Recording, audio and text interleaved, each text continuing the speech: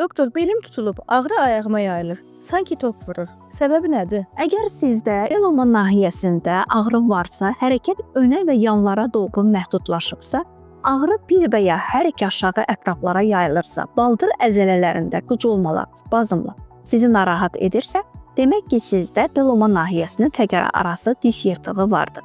Və belə pasiyentlərin bəzilərində ayaq altının yanması, digərlərində isə əksinə ayağın üşüməsindən şikayət edirlər. Bildirirlər ki, doktor, corabları üst-üstə geyinsək də belə ayağımız qızmır və yanaşı olaraq belə pasiyentlərdə iynə batma, qarışqa gəzmə, sanki cəryan vurulmuş kimi hissiyatın olması da narahat edir.